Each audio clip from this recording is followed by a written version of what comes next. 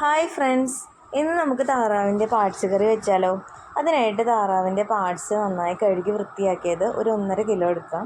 ഇഞ്ചി വെളുത്തുള്ളി ചതച്ചത് ഒരു 3 ടീസ്പൂൺ, പച്ചമുളക് ഒരു 6-7 പച്ചമുളക് എടുക്കാം, സബോള 3 സബോള എടുക്കാം, മഞ്ഞൾപ്പൊടി 1 ടീസ്പൂൺ, മുളക് പൊടി 2 ടീസ്പൂൺ എടുക്കാം, മല്ലിപ്പൊടി 3 ടീസ്പൂൺ, കുരുമുളക് പൊടി 1 സ്പൂൺ, ഉപ്പ് ആവശ്യത്തിന് ചേർക്കാം.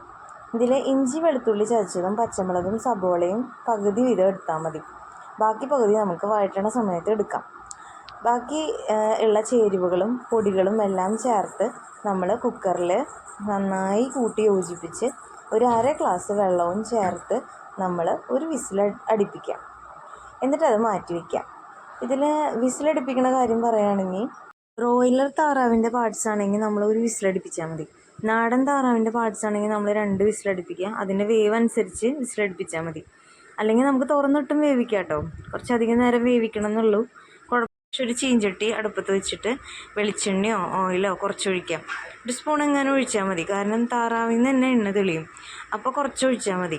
ചൂടായിട്ടുള്ള എണ്ണയിലേക്ക് നമ്മൾ ബാലൻസ് വെച്ചിട്ടുണ്ടായിരുന്ന ഇഞ്ചി വെളുത്തുള്ളി ചതച്ചതും പച്ചമുളകും സബോളയും ചേർത്ത് നന്നായിട്ട് ഇളക്കുക. അതുപോലെ തന്നെ അതിൽ വേപ്പിൻ്റെ ഇല ഇടണം കേട്ടോ. അത് നന്നായി വഴണ്ട് വരുമ്പോൾ അതിലേക്ക് മുളക് പൊടി 2 ടീസ്പൂണും കൂടി ചേർക്കാം. ഗരം മസാല 1 ടീസ്പൂൺ കൂടി ചേർത്ത് നന്നായിട്ട് ഇളക്കുക. അതിലേക്ക് വേവിച്ച് വെച്ചിട്ടുള്ള താറാവ് ചേർത്ത് നന്നായിട്ട് ഇളക്കുക. താറാവ് വേവിച്ചതിൽ നന്നായിട്ട് വെള്ളം ഉണ്ടാവും.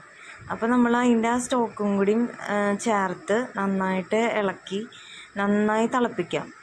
നന്നായിട്ട് ചാറ് വേണം എന്നുള്ളവർക്ക് കുറച്ച് തിളപ്പിച്ചാൽ മതി. അല്ലാത്തവർ നന്നായി തിളപ്പിക്കുക. അത് നന്നായി കുറച്ചൊന്ന് കുറുകിയെടുക്കാൻ സമയമെടുക്കും, കാരണം നന്നായിട്ട് അതിൽ വെള്ളം ഉണ്ടായിരിക്കും. നമ്മൾ ഒഴിച്ച വെള്ളം ഉണ്ടാവും, പിന്നെ പാർട്സിൽ നിന്ന് ഇറങ്ങി വന്നിട്ടുള്ള വെള്ളം ഉണ്ടാവും. അപ്പോൾ ആ വെള്ളം ഒന്ന് നന്നായിട്ട് വറ്റണ വരെ, ഒന്ന് കുറുകി വരുന്ന വരെ തിളപ്പിച്ചെടുക്കാം. അതിനുശേഷം ഒന്ന് തിളച്ച് വരുമ്പോൾ അതിലേക്ക് 1 ടീസ്പൂൺ ഉലുവപ്പൊടി ചേർക്കാം. ഉലുവപ്പൊടി ചേർത്ത് കഴിഞ്ഞ് നന്നായിട്ട് തിളപ്പിച്ചെടുക്കാം. നന്നായിട്ട് ഡ്രൈ ആയിട്ട് വേണ്ട ആളുകളാണെങ്കിൽ നന്നായിട്ട് വെള്ളമൊക്കെ വറ്റിച്ച് ഗരം മസാല ഇട്ടാൽ മതി.